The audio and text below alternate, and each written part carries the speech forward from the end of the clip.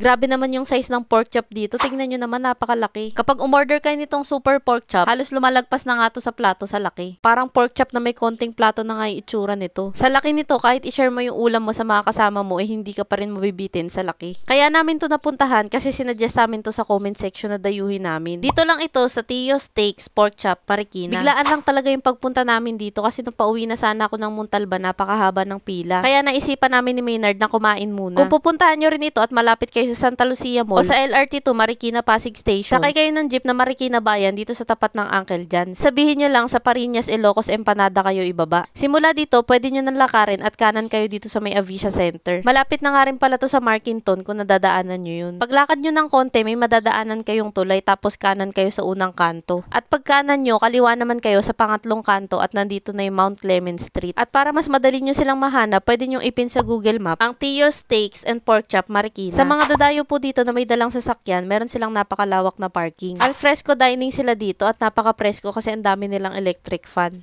Ito naman yung kanilang buong menu. Meron sila ditong flavored wings, iba't ibang snacks, steak. Meron din silang Japanese foods at may Taste of Turks na shawarma. Sa unang pagpunta namin dito, yung una naming tinry itong super pork chop na 208 pesos at yung bestseller nila sa steak na rib eye. Walang kakaibang timpla dito sa pork chop nila, kagaya lang din ito ng ibang pritong pork chop. Pero yung nagpaangat talaga sa kanila yung size nito. Hindi puro breading tong super pork chop nila. Kaya malaki yung size nito kasi manipis yung pagkakahiwa nila sa pork. Sa sausawan nito, self-service po yung pagkuha. Meron sila ditong hot sauce, banana ketchup, at meron din silang gravy. Sa timpla ng gravy nila, nalalasahan ko na meron itong konting butter. Yung kanin naman nila, maganda yung pagkakasaing kasi hindi ito mamasa-masa. Nakakabitin nga lang itong isang cup ng kanin kasi tingnan nyo naman ang laki ng ulam. Kaya kung mag-extra rice kayo, 20 pesos po yung isang cup. Kahit nag-extra rice na kami at naghati sa ulam ni Maynard, hindi pa rin namin to naubos at nag-take out pa kami. Sa bawat in-order nga pala namin, may kasama itong mixed veggies. Sarapan ako dito kasi nalasahan kong ginisa ito sa butter. Ito pa yung isa naming in-order, yung medium rare na rib eye steak. Malasa naman yung steak nila pero yun nga lang, para sa amin ni Maynard, chewy pa yung steak nila. Inisip ko baka na tsempo lang sa amin, kaya sabi ko pagbalik namin, try na lang namin ulit, pati itong Taste of Japan at Taste of Turks. Nung kumain kasi kami dito, karamihan ng mga nakasabayan namin, yan yung in-order. Sa drinks nga pala guys, yung in-order namin dito, yung isang baso nilang Black Gulaman at Yakult Lemonade. Meron nga pala sila niyan guys na isang pitchel na 120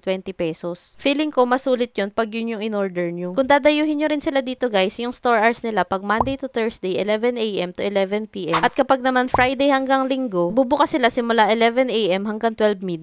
Marami pa kami ni Maynard na i-share sa inyo ng mga sulit na pasyalan, kainan at kapihan. Kaya para updated kayo sa mga mapupuntahan namin, huwag niyong kalimutang i-follow ang aking mga social media accounts. Yun lang, maraming salamat po sa panonood. Bye!